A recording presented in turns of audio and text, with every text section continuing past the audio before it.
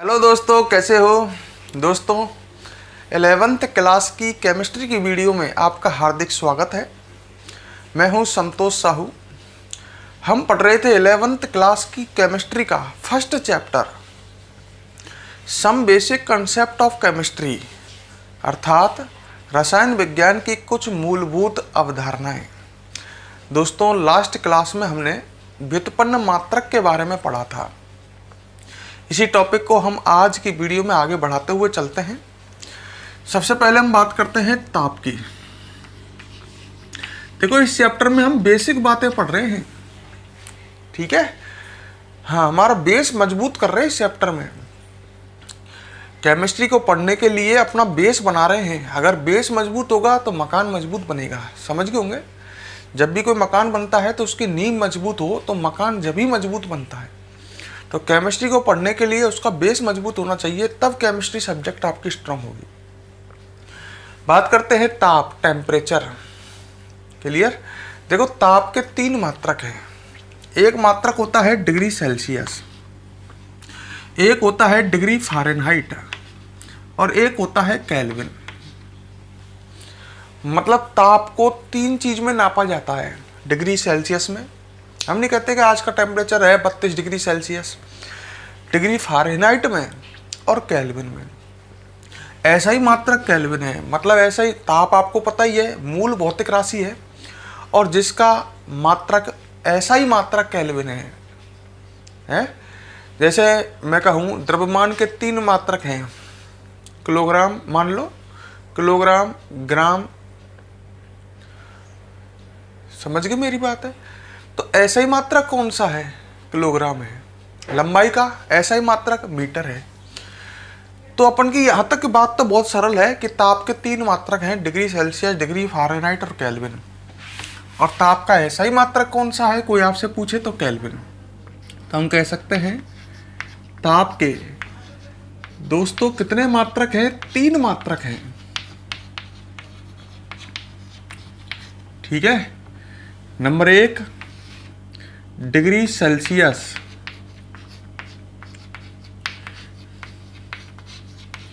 Degree Celsius को इस तरह से लिखते हैं, डिग्री पहले और सी बाद में, डिग्री सेल्सियस। देख लो, ताप का एक मात्रक है डिग्री फ़ारेनहाइट,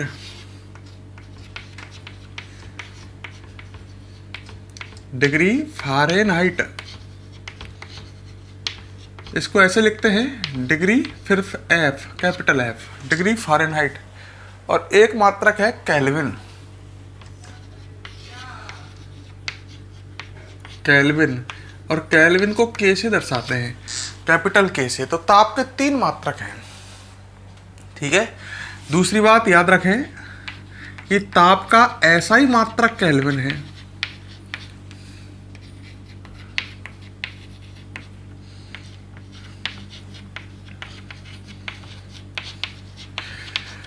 ऐसा ही मात्रक, ऐसा ही पद्धति में मात्रक कौन सा है? केल्विन। अच्छा, अब इनमें संबंध क्या है आपस में, ठीक है। तो आपको 2 फॉर्मूले याद रखने हैं। डिग्री फ़ारेनहाइट बराबर होता है 9/5 कोष्टक में डिग्री सेल्सियस प्लस 32। ये संबंध है डिग्री फ़ारेनहाइट और डिग्री सेल्सियस में।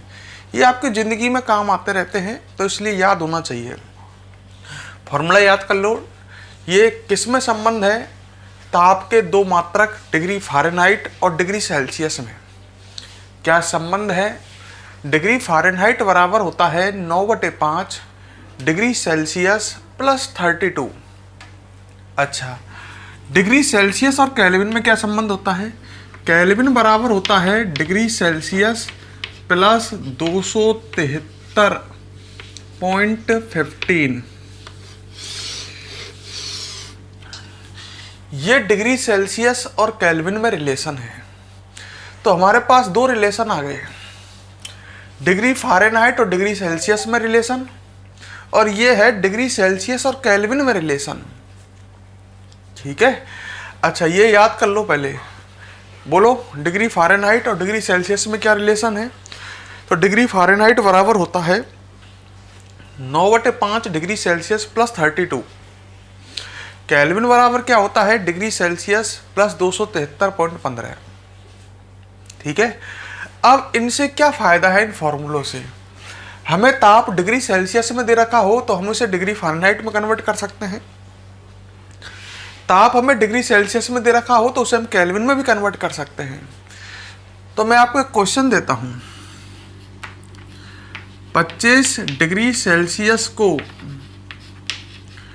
फ़ारेनहाइट, डिग्री फ़ारेनहाइट में परिवर्तित कीजिए।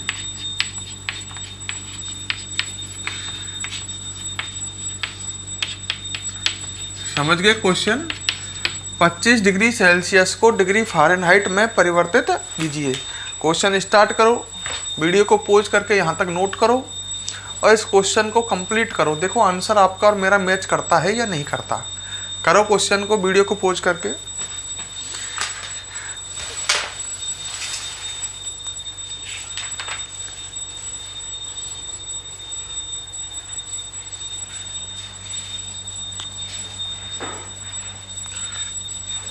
कर लिया? देखते हैं, देखो आपके आंसर और मेरा आंसर मैच किया या नहीं किया। 25 डिग्री सेल्सियस मतलब आपको ताप डिग्री सेल्सियस में दे रखा है और उसको फ़ारेनहाइट में परिवर्तित करना है, तो ये फॉर्मूला लगेगा। ये ही तो है डिग्री फ़ारेनहाइट और डिग्री सेल्सियस में रिलेशन। सही है, लगाओ। डिग्री फ़ारेनहाइट में टेम्परेचर आपको ज्ञात करना है। डिग्री फ़ारेनहाइट बराबर 9/5। ताप आपको डिग्री सेल्सियस में दे रखा है कितना, 25 प्लस के 32। ठीक है, सॉल्व कर लो। डिग्री फ़ारेनहाइट बराबर 5 से 25 कितनी बार कटेगा, 5 बार। सही है, तो रह जाएगा 9 गुना 5, 5 बार कटेगा प्लस 32। अब ऐसा मत करना कि साहब 32 में 5 जोड़ना है। ये मैथ के रूल है कि पहले गुना भाग सॉल्व होते हैं और बाद में जोड़ बाकी। मतलब पहले गुना सॉल्व होता है और प्लस माइनस बाद में होता है। तो आप इसमें ऐसे करोगे, डिग्री फ़ारेनहाइट बराबर 9 पंजे कितने हो गए, 45, 45 प्लस 32। तो डिग्री फ़ारेनहाइट बराबर आ जाएगा 5 और 2 7 और 4 3 7। तो ये डिग्री फ़ारेनहाइट में आ गया 77। अगर आपने ऐसा कर दिया ना, पहले प्लस कर दिया 32 और 5 ये हुए 37 और 37 गुना 9, तो गलत है। पहले गुना सॉल्व होगा फिर प्लस सॉल्व होगा। देखते हैं कितनों का आंसर मैच किया है। ठीक है, तो आपको पता लग गया होगा आपने क्या गलती की है। इसे नोट करो, वीडियो को पॉज करके फटाफट। कर लिया? चलो मैं एक क्वेश्चन और देता हूं आपको।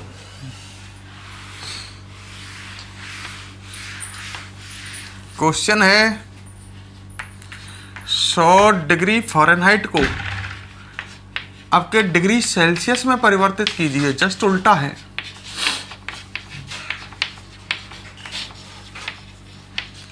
करो इसे फटाफट, वीडियो को पॉज करके कर लिया करो, फिर आंसर मैच कर लेना मुझसे। तो 100 डिग्री फ़ारेनहाइट को डिग्री सेल्सियस में परिवर्तित करो, वीडियो को पॉज करो और इसे सॉल्व करो।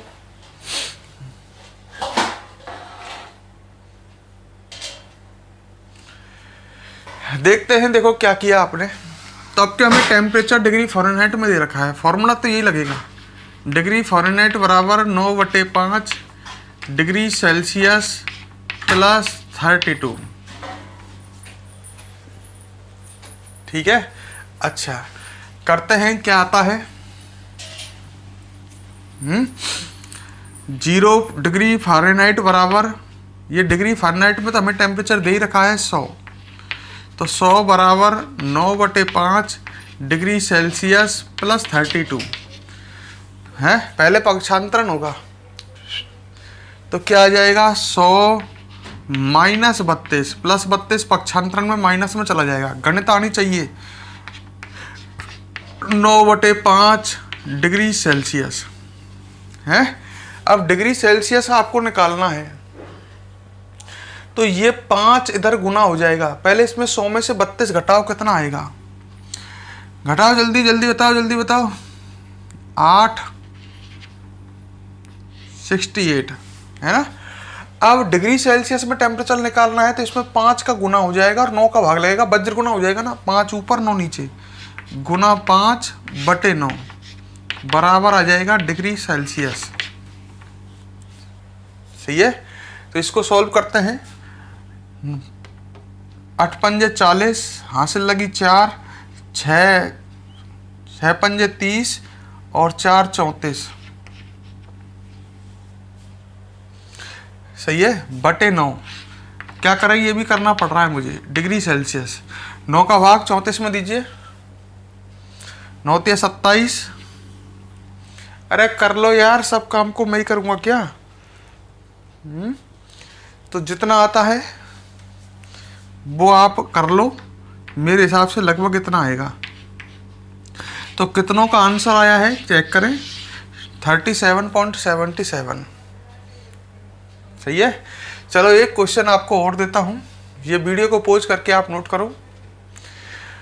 हाँ भाई, एक क्वेश्चन और देता हूँ।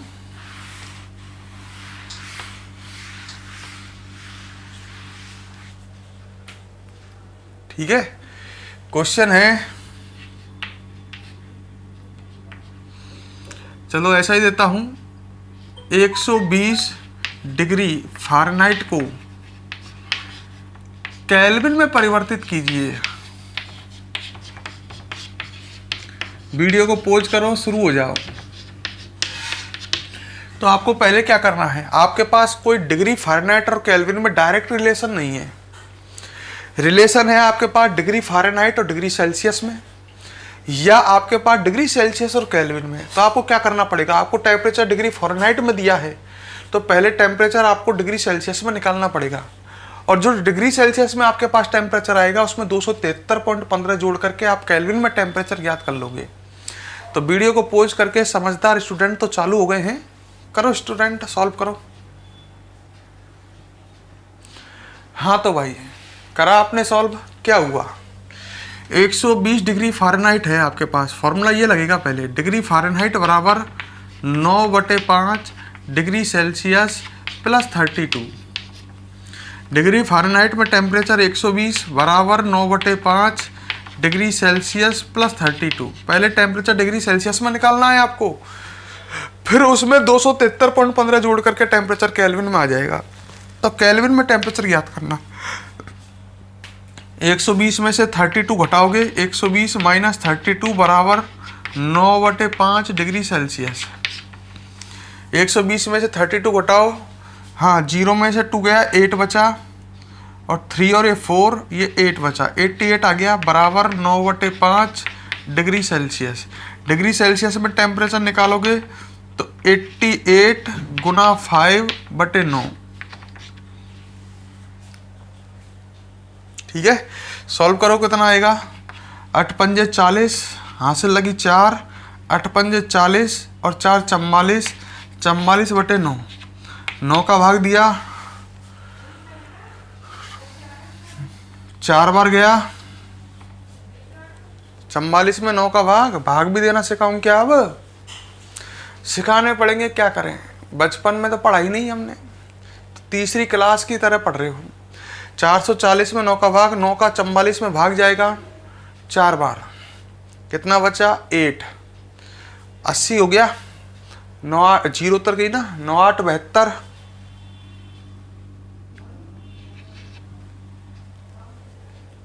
ठीक है,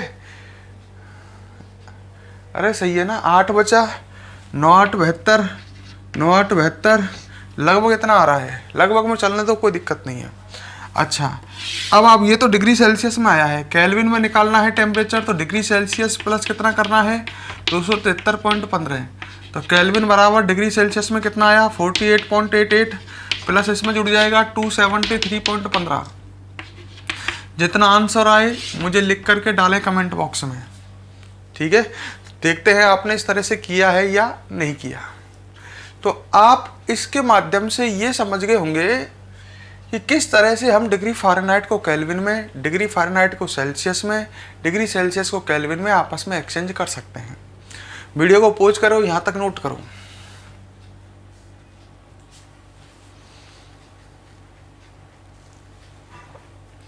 कर लिया। अब हम आपसे बात करते हैं, नेक्स्ट आगे बढ़ते हैं, हम बात करते हैं वैज्ञानिक संकेतन की।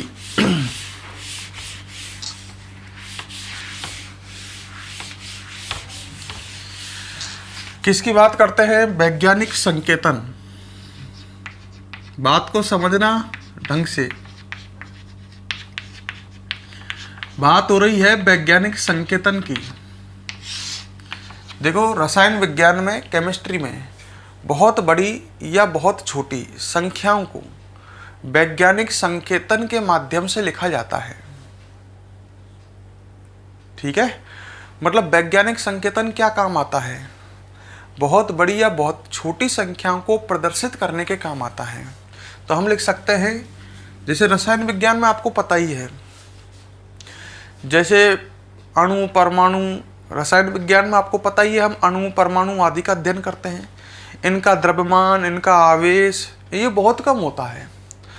तो रसायन विज्ञान में बहुत बड़ी संख्या हो या बहुत छोटी संख्या हो, उसको प्रदर्शित करने के लिए वैज्ञानिक संकेतन का यूज लेते हैं, वैज्ञानिक संकेतन को प्रयोग में लेते हैं। तो वैज्ञानिक संकेतन क्या काम आता है ये समझ गए होंगे।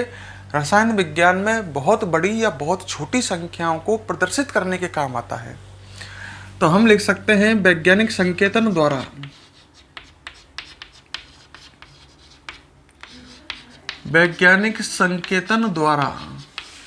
रसायन विज्ञान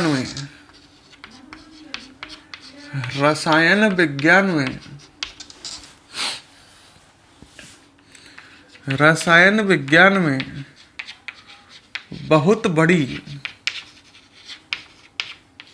व बहुत छोटी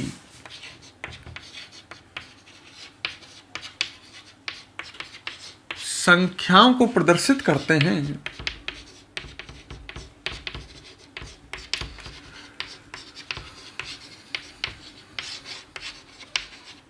समझ गए? तो वैज्ञानिक संकेतन द्वारा रसायन विज्ञान में बहुत छोटी व बहुत बड़ी संख्याओं को प्रदर्शित किया जाता है। अब है क्या? ये है वैज्ञानिक संकेतन। सामने देखो और समझो हर चीज को। वैज्ञानिक संकेतन है ये कौन सा? ये n गुना 10 की पावर स्मॉल n, ये है वैज्ञानिक संकेतन।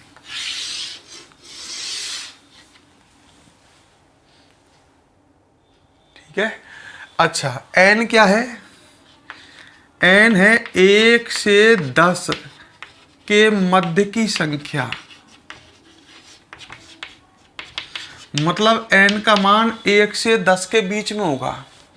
मैंने कहा n का मान 1 और 10 के बीच में, तो 1.2 हो सकता है, हाँ हो सकता है। मैंने कहा n का मान 9.8 हो सकता है, हो सकता है। तो n का मान 1 और 10 के बीच में होगा। तो n है 1 व 10 के मध्य की संख्या। क्लियर? अच्छा, 10 अंक है। n क्या है? n है घातांक या घातांक। समझ गए? मतलब 10 की घात है ये। अच्छा, यह धनात्मक या ऋणात्मक हो सकती है। मतलब ऐसा नहीं है कि n का मान 5 ही हो, ये -5 भी हो सकती है। n घात है जो धनात्मक भी हो सकती है, +5 भी और -5 भी, +25 भी, -25 भी। तो n घातांक है, यह धनात्मक या ऋणात्मक हो सकती है, मतलब दोनों तरह की हो सकती है ये। तो यहां हमने इन दोनों को मतलब समझ लिया। इसमें n है 1 व 10 के मध्य की संख्या और स्मॉल n है घात, जो पॉजिटिव और नेगेटिव दोनों हो सकती है दोस्तों। तो अब मेरी बात आप तसल्ली से सुनो। मैं आपको कुछ संख्या देता हूं। क्वेश्चन आ गया, निम्न संख्याओं को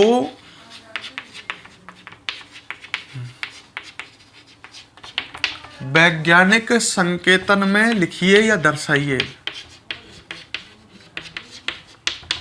निम्न संख्याओं को वैज्ञानिक संकेतन में लिखिए। मैं आपको कुछ संख्याएं लिख रहा हूं, उनको आपको वैज्ञानिक संकेतन में लिखना है। ठीक है, चलो सिंपल से स्टार्ट करते हैं। मैंने आपको पहला एग्जाम्पल दिया, संख्या दी 9000 और मैंने कहा इसको वैज्ञानिक संकेतन में लिखिए। लिखो तो इसको ऐसे लिखोगे ना, n इंटू 10 की पावर n में n जो होगा 1 और 9 के बीच का, 1 और 10 के मध्य का अंक, तो n का मान तो 9 हो गया, सही है। अच्छा, इंटू 10 की पावर n, तो यहाँ पर 9 के बाद 3 जीरो हैं और 3 जीरो हैं तो 10 की पावर कितने लगेगी? 3। अरे ये भी 10 की पावर 3 का मतलब 1000 ही तो होगा, तो 1000 इंटू 9000 हो जाएगा। तो देखो मैंने इस तरह से लिखा इसको, 9000 को n हो गया 9 और 10 की पावर 3, तो ये हो गया। अब 9000 किस में लिखा हुआ है? वैज्ञानिक संकेतन में। आप लिखने की कोशिश करेंगे। मैं आपको दूसरा एग्जाम्पल देता हूं। देखो मैंने लिखा आपके सामने 65.40 इंटू 10 की पावर 6 और मैंने कहा इसको वैज्ञानिक संकेतन में लिखिए, है ना। एक बार और समझ लीजिए, आपको पीछे मैं देता हूं एग्जाम्पल। लड़के ने कहा कि ये जो है ये n, ये तो बहुत बड़ा है, 65 है, ये तो होना चाहिए कितना? ये तो 1 और 10 के बीच में होना चाहिए। तो यहाँ पर इस पॉइंट को आप यहाँ से यहाँ लगाओगे तो ये 6.540 रह जाएगा और ये 6.540 रह गया। इसका मतलब ये कितना हो जाएगा? ये 6.540 लिख दिया मैंने, तो ये n बन गया। अब क्यों? क्योंकि ये बन गया 1 और 10 के बीच में, सही है। मैंने क्या किया है, पॉइंट जो है इसको बाईं ओर सरकाया है, यहां से पॉइंट यहां सरका है, मतलब पॉइंट बाईं ओर सरका है। और आप ऐसे याद रख लो, बी पॉजिटिव, मतलब पॉइंट जब बाईं ओर सरकता है तो धनात्मक घात आती है। मतलब जब ये पॉइंट इधर से इधर सरकेगा तो एक घात बढ़ जाएगी, एक अंक सरका है ना पॉइंट, तो एक घात बढ़ जाएगी। तो ये हो जाएगा 10 की पावर 6 से 10 की पावर 7। अरे सीधी सी बात है, जब ये पॉइंट इधर से इधर सरकेगा तो 10 का गुणा नहीं होगा क्या इसमें फिर? और 10 का गुणा होने पर घात एक बढ़ जाएगी ना, 10 की घात 7 नहीं हो जाएगी क्या? थोड़ी गणित जानते होंगे। अरे ये ऐसे लिखा मैंने पहले, 6.540 गुणा 10, इसका मतलब यही हुआ, और इंटू 10 की पावर 6, तो यहाँ पर 10 घात 1 है, आधार समान हो तो घात जुड़ जाती है, गणित कहता है, तो ये बन जाएगा ना। अब ये संख्या वैज्ञानिक संकेतन में लिखी हुई है। मैं आपको दूसरा देता हूं, आप करके बताना। मैंने दिया आपको 980.004 इंटू 10 की पावर 26 और मैंने कहा इस संख्या को आप वैज्ञानिक संकेतन में लिखो। ये आपका वर्क है, आपको करना है मुझे और वैज्ञानिक संकेतन में लिखना है।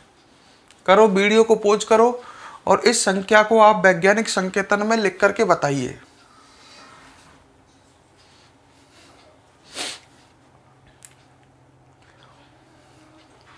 हाँ तो भाई करते हैं।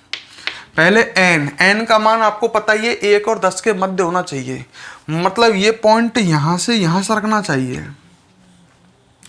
9.8 बन जाएगा और ये 9.8 बनते ही 1 और 10 के बीच में हो जाएगा। तो पॉइंट कितने अंक सरकेगा? 1 2 3, आप खुद बताइए। पॉइंट जब दाईं ओर सरक रहा है, दाईं ओर सरक रहा है ना, ये दाईं ओर है, पॉइंट जब दाईं ओर सरक रहा है तो घात नेगेटिव में आएगी, तो ये बन जाएगा 9.804 इंटू 10 की पावर -3 आएगा।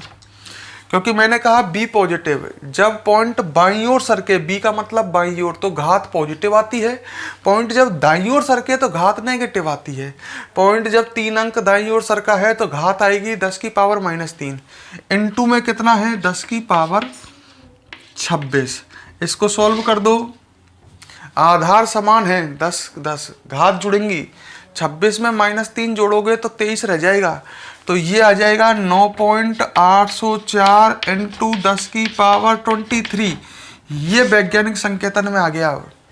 तो इस तरह से हम बहुत बड़ी बहुत छोटी संख्याओं को वैज्ञानिक संकेतन में लिख सकते हैं। अब आप समझ गए होंगे कि किस तरह से लिखना है। ठीक है। अब इसके बाद दोस्तों वीडियो को पॉज करके पहले नोट करो, फिर आगे बात करते हैं।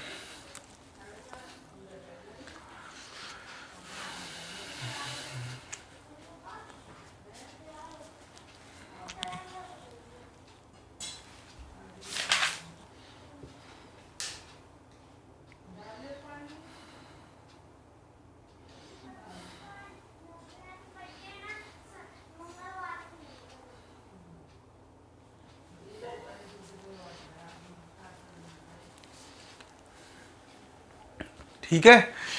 अच्छा, अब इसके बाद दोस्तों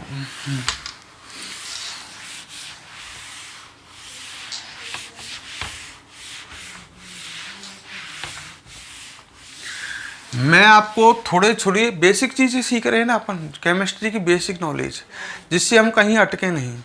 तो केमिस्ट्री में बड़े खतरनाक गुना भाग भी आते हैं, जोड़ बाकी भी आते हैं। गुना भाग और जोड़ बाकी का मतलब योग और घटाना। तो हम आज थोड़ी सी नॉलेज गुना भाग और योग व घटाने की, अर्थात जोड़ व बाकी की भी करते हैं। तो सबसे पहले हम टॉपिक पढ़ते हैं गुना व भाग करना, कि गुना और भाग कैसे करेंगे। ऐसा मत सोचना तीसरी क्लास चल रही है, तुमको भी नहीं होंगे गुना भाग, देखना मैं कितने खतरनाक दूंगा। हमें ट्रेंड होना है, हर कोई स्टूडेंट नहीं जानता है, कुछ जानते भी हैं। मैंने आपको दिया गुना दिया। सबसे पहले मैंने दिया आपको 5.6 इंटू 19.4, 5.6 इंटू 10 की पावर -6 गुना 19.4 इंटू 10 की पावर -7, -7 नहीं, ऐसा कर देते हैं इसकी 10 को पावर 10। अब ये गुना है, कैसे कि दो संख्याएं हैं, ये ये रही और ये रही, और इनके बीच में गुना हो रहा है।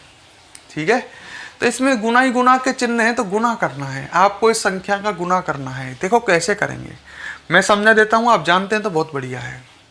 सही है, तो आप क्या करोगे, सबसे पहले तो 5.6 इंटू 19.4 इंटू ऐसे लिख सकते हैं हम, क्या इसको 10 की पावर -6 इंटू 10 की पावर 10। कोई समस्या है क्या? ऐसे लिख सकते हैं। जब इनके आधार समान हैं तो घात जुड़ जाती है, गुना में ही होता है ये, आधार समान हो तो घात जुड़ जाती हैं। तो कितना आएगा, 5.6 इंटू 19.4 इंटू 10 की पावर -6 प्लस 10, आधार समान है, घात जुड़ेंगी। जब आप -6 और +10 को जोड़ोगे तो 4 बचेगा, तो ये हो गया 5.6 इंटू 19.4 इंटू 10 की पावर 4। सही है, अब इसको सॉल्व कर लो, ये तो बचा, अब सॉल्व कर लेते हैं। 19.4 में 5.6 का गुना करते हैं। पहले 6 का गुना होगा, 6 चौके 24 हासिल 2, 9 छकी 54 और 2 56 हासिल 5, 6 एकम 6 और 5 11। सही है, फिर गुना का चिन्ह, अब 5 का गुना होगा, 5 चौके 20 हासिल 2, 9 पंजे 45 और 2 47 हासिल 4, 5 एकम 5 और 4 9। ये सॉल्व हो गया। जोड़ देते हैं 4 6 7 और 1 8 और 9 और 1 10 अंक। अब दशमलव कितने अंक लगेगा, इधर देखो, इसमें इधर से देखना है, इधर से 1 अंक बाद दशमलव है, इसमें 1 अंक बाद, तो मतलब दशमलव लगेगा 2 अंक बाद। तो ये आएगा 108.64। सॉल्व करा हमने, ये आ गया 108.64 इंटू 10 की पावर 4। लड़के ने कहा हो गया, मैंने क्या अभी नहीं हुआ। हम संख्याओं को वैज्ञानिक संकेतन में लिखते हैं केमिस्ट्री में, ये अभी वैज्ञानिक संकेतन में नहीं है, इसको करेक्ट करके वैज्ञानिक संकेतन में लाओ। मतलब ये पॉइंट जो है यहाँ से यहाँ आएगा, जब ही तो संख्या n का मान 1 और 10 के बीच में आएगा। तो पॉइंट यहाँ से इधर को सरक रहा है, बी पॉजिटिव, पॉइंट बाईं ओर सरक रहा है, तो ये बन जाएगा 1.08 इंटू 64 इंटू 10 की पावर 2। नहीं बनेगा क्या? 2 अंक सरक रहा है तो पॉजिटिव घात 10 की पावर 2 इंटू 10 की पावर 4। इसको सॉल्व कर लो, आधार समान घात जुड़ जाएंगी। कितना आएगा 1.08 इंटू नहीं है, पॉइंट है, 1.0864 इंटू 10 की पावर, आधार समान घात जुड़ेंगी 6। तो ये आंसर आएगा इसका। देख लो किस तरह से सॉल्व करना है। ठीक है, जैसा गुना में किया है वैसा कि वैसा ही भाग में भी करना है। गुना को देख लो मैंने किस तरह से ये गुना सॉल्व किया है। जैसे गुना किया, पहले देखो ये संख्या थी ना, गुना में आधार समान हो ना तो घात जुड़ जाती है, ये जोड़ दी मैंने, फिर इन दोनों का मैंने गुना कर दिया, फिर इसको वैज्ञानिक संकेतन में लिख दिया लास्ट में। वीडियो को पॉज करो, नोट करो। ऐसे के ऐसे भाग भी करते हैं, भाग भी देता हूं आपको। ठीक है, मान लो अब मैं आपको भाग दे रहा हूं, समझने का खेल है आज, है ना। भाग के लिए मैं कोई भी संख्या लिख देता हूं। लिखो, मैंने चलो लिखा 2.5 इंटू 10 की पावर -25 और भाग 5 गुना 10 की, ऐसे लिख लेता हूं। भाग के लिए लिख लेता हूं 12.5 इंटू 10 की पावर -10। अब ये भाग आ गया आपके सामने, बटे का चिन्ह है तो भाग हो रहा है, सही है। तो भाग के वही नियम, आधार समान है घात जुड़ेंगी, तो पहले इस घात को ऊपर ले जाओ। क्या आएगा 2.5 इंटू 10 की पावर -25, नीचे 12.5 रह जाएगा, ये ऊपर जाएगी तो घात प्लस में हो जाएगी। थोड़ी बहुत गणित तो आनी चाहिए, -10 घात +10 हो जाएगी। अब आधार समान है तो घात जुड़ेंगी। 2.5 इंटू 10 की पावर -25 में कितना जुड़ेगा +10, घात जुड़ जाएंगी, -25 में 10 जुड़ जाएगा। तो -25 में 10 जुड़ेगा तो माइनस के 15 बचेगा, नीचे 12.5 है ही है, तो क्या बचा 2.5 बटे 12.5, ऊपर क्या बचा 10 की पावर -15। अब 2.5 में 12.5 का भाग दीजिए। इसको देने के लिए थोड़ी सी इधर हेल्प कर लेते हैं। आपको 2.5 में 12.5 का भाग देना है। यहाँ की पॉइंट हटी तो ऊपर 10 आ गया, यहाँ की पॉइंट हटी तो नीचे 10 आ गया। ऐसी हटे ना, पॉइंट हटते 10 बढ़ गया, नीचे यहाँ का पॉइंट हटा तो ऊपर बच गया 250 और नीचे बच गया 1250। 0 से 0 कट गई। ठीक है, अब 25 में 125 का भाग देना है। सिंपल निष्कर्ष ही आया। लड़के तो डायरेक्ट भी कर देते थे, पॉइंट से पॉइंट काट देते। 25 से 125 का भाग देना है, नहीं जा रहा तो पॉइंट लगा करके यहां 0 बढ़ा ली, ऐसे करते हैं ना। अब ये 2 बार जाएगा शायद, 2 बार जाएगा ना, तो ये आया 2 बार, 2 बार गया तो 100, ये आ जाएगा 250। तो पॉइंट 2 बार गया, पॉइंट 2 इंटू 10 की पावर -15 आया। क्या ये करेक्ट है? लड़के ने कहा नहीं, क्योंकि ये अभी वैज्ञानिक संकेतन में नहीं है। n का मान 1 और 10 के बीच में, तो ये पॉइंट यहाँ से इधर सरकेगा, इधर सरकेगा, मतलब ये पॉइंट यहाँ से यहाँ जाएगा, तो ये 2 ही तो हो जाएगी, 2 बन जाएगी ना। 2.0 या 2 एक ही बात है, तो ये 2 रह जाएगी। n2 कितना हो जाएगा 10 की पावर, ये जब इधर सरकेगा दाईं ओर तो घात नेगेटिव आएगी, तो 10 की पावर -16 हो जाएगी। तो ये इसका आंसर है। तो इस तरह से हमें ये सॉल्व करना है। क्लियर? अच्छा, तो ये तो हमने गुना व भाग की बात करी। अब हम बात करते हैं योग करना व घटाना की। नोट कर लिया करो, कहने की जरूरत नहीं पड़े, वीडियो को पॉज करके। हम बात करते हैं अब योग करना व घटाना। गुना और भाग तो सही थे, सरल थे, योग करना व घटाना। देखो इधर मैंने दिया आपको 5.41 इंटू 10 की पावर -25, 4.45 इंटू 10 की पावर -26, और मैंने कहा दोनों का योग करो। अब योग करने के लिए क्या करना होगा आपको, ढंग से सुनो। योग तब होगा जब ये दोनों बराबर हो जाएंगे। मतलब योग करने के लिए ये 10 की घात जो है ये बराबर होनी चाहिए। तो आपके पास दो तरीके हैं, या तो इसको -26 कर दो या इसको -25 कर दो, कुछ भी कर सकते हो।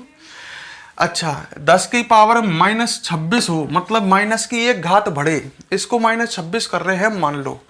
तो 10 की घात जब एक बढ़ेगी और माइनस में घात जब बढ़ती है, जब पॉइंट किधर सरकता है, दाईं ओर, तो पॉइंट को हम दाईं ओर सरका देते हैं। मतलब इस संख्या को हम ऐसे लिख सकते हैं 54.1 इंटू 10 की पावर -26 हो जाएगा ये। मैं आपसे फिर कह रहा हूँ, पॉइंट अगर दाईं ओर सरकेगा तो घात नेगेटिव आ जाएगी, एक घात बढ़ जाएगी। पॉइंट एक अंक सरका तो ये 10 की पावर -26 हो जाएगा। सही है। तो ये संख्या मैंने इस तरह से कन्वर्ट कर ली ऊपर वाली। भाई मैंने आपसे फिर कह रहा हूँ, जोड़ या बाकी करने में ये 10 की घात जो है ये आपको इक्वल करनी होंगी। अब आप योग कर सकते हो, जोड़ कर सकते हो, है। 10 की पावर -26 में 10 की पावर -26 जुड़ेगा तो यही आएगा। ये गुना नहीं है, योग है। गुना में तो जैसे मान लो इनका गुना होता, 10 की पावर -26 गुना 10 की पावर -26 होता, तो आधार समान है, घात जुड़ जाती, -26 में -26 जुड़ जाता है, -52 हो जाता। पर जोड़ में ऐसा नहीं होगा। जोड़ में हम कॉमन लेते हैं, दोनों में कॉमन 10 की पावर -26 है। तो जोड़ में 10 की पावर -26 में 10 की पावर -26 जोड़ोगे तो यही आएगा। तो अब इसको जोड़ना है ना। तो इसको अपन 54.10 मान के जोड़ लेते हैं। देखो पॉइंट के नीचे पॉइंट लग करके जोड़ना है। 5, 4 और 1 5, फिर पॉइंट 4 और 4 8 और 5, ये आया 58.555 इंटू 10 की पावर -26। ये माइनस के 26 है। ये जोड़ इस तरह से होगा, 10 की पावर -26 में 10 की पावर -26 जुड़ेगा तो 10 की पावर -26 ही आएगा। देख लो, अब ये सही नहीं है, अभी भी वैज्ञानिक संकेतन में नहीं है। तो ये पॉइंट इधर से इधर सरकेगा, बी पॉजिटिव, पॉइंट बाईं ओर सरक रहा है, घात पॉजिटिव में आएगी। 5.855 इंटू 10 की पावर 1 आएगा कि नहीं आएगा, इंटू 10 की पावर -26। अब ये गुना में हो गई तो घात समान है, आधार जुड़ जाएंगे, आधार समान है, घात जुड़ जाएंगी। -26 में 1 जोड़ोगे प्लस का तो ये माइनस के 25 रह जाएगा। तो ये हमारा आंसर आएगा 5.855 इंटू 10 की पावर -25। समझ लो, अपने बुक में है ये टॉपिक। तो ये आंसर है, इस जोड़ का ये आंसर है। तो आपको इस तरह से जोड़ सॉल्व करने हैं। आपको जोड़ के अलावा बाकी भी, घटाव भी इसी तरह से करने हैं। चलो मैं आपको एक घटाव का एग्जाम्पल भी देता हूँ, घटाने का। समझ लो, ढंग से समझ लो। मैंने आपको घटाने का एग्जाम्पल दिया, मैंने लिखा 9.8 इंटू 10 की पावर 14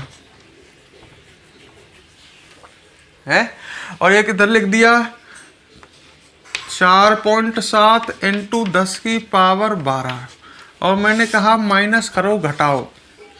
तो वही घटाने में भी वही नियम, ये दोनों बराबर करने हैं। तो आप एक काम कर लो, इसको 10 की पावर 14 को 10 की पावर 12 कर लो। 10 की पावर 12 मतलब घात घट रही हैं। ये 10 की पावर 12 कब आ सकता है, अगर 10 की पावर मतलब -2। भाई 10 की पावर 14 को 10 की पावर 12 में कन्वर्ट कर रहे हो आप, तो यहाँ पर 10 की पावर -2 का गुना होना चाहिए इससे। जब 10 की पावर -2 का गुना करेंगे तो ये 10 की पावर 12 रह जाएगा। 10 की पावर -2 का गुना होंगे मतलब नेगेटिव घात। बुद्धि लगाओ, बहुत बुद्धि चाहिए। तो ये पॉइंट दाईं ओर सरकेगा 2 अंक, जब जाकर के नेगेटिव घात आएगी, मतलब ये ऐसा हो जाएगा 2 अंक सरकाना है। तो अब ये ऐसा बन गया 2 अंक सरका, तो 1 अंक 8, 1 अंक 0 मानेंगे। तो ये हो गया 980.0 इंटू 10 की पावर कितना रह जाएगा, 12। खुद ही सोच लो सही है क्या, सही है। अगर मैं इस पॉइंट को वापस अपनी जगह लाता हूँ तो 10 की पावर 2 आकर के उल्टू 10 की पावर 14 बन जाएगा ना वापस। तो ये सही है, खुद का दिमाग यूज में लेना होगा। अच्छा, नीचे कितना है 4.7, पॉइंट के नीचे पॉइंट जमाना है इंटू 10 की पावर 12। अब सही है, अब घटा सकते हो माइनस। 0 में से 7 गया 3, ये 5 हो गया, घटाना तो आप जानते होंगे। 5 बचा, ये 7 बचा, ये 9 बचा, तो ये आ जाएगा आपका इंटू 10 की पावर 12। घटाओगे भाई 10 की पावर 12 और 10 की पावर 12 को जोड़ोगे तब भी इतना ही आएगा और घटाओगे तब भी इतना ही आएगा। तो ये आंसर आया। अभी ये करेक्ट नहीं है क्योंकि हमें वैज्ञानिक संकेतन का पालन करना होगा। ये पॉइंट यहाँ से सरका करके यहाँ लाना होगा, तो ये बन जाएगा 9.753। पॉइंट 2 अंक बाईं ओर सरका है तो घात कैसी आएगी? Positive, B positive. पॉइंट 2 अंक बाईं ओर सरका है, बाईं ओर होता है ये, तो बी पॉजिटिव, घात पॉजिटिव आएगी। 2 अंक सरका है तो 10 की पावर 2 इंटू 10 की पावर 12।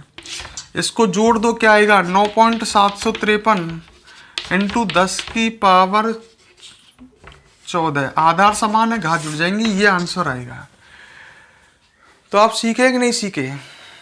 चलो अब मैं आपको कुछ क्वेश्चन देता हूं और आपको मुझे कमेंट बॉक्स में उनके सॉल्यूशन करने हैं, ठीक है? आंसर देने हैं कमेंट बॉक्स में। क्वेश्चन नंबर 1, ठीक है? क्वेश्चन है 2.3 इंटू 10 की पावर 5 प्लस 2.9 इंटू 10 की पावर 4। समझ गए? मतलब ये दो संख्या है, इनका जोड़ होना है। क्वेश्चन नंबर 2,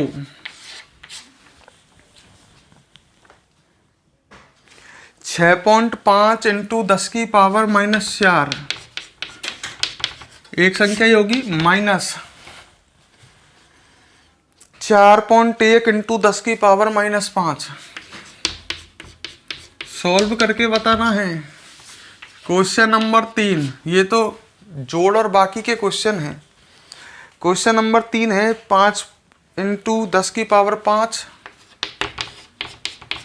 एक संख्या तो ये हो गई है ना, गुना करना है इसमें 3.0 इंटू 10 की पावर 6 का। तो ये दो संख्याओं का गुना है, देखो कैसे करोगे। और क्वेश्चन नंबर 4,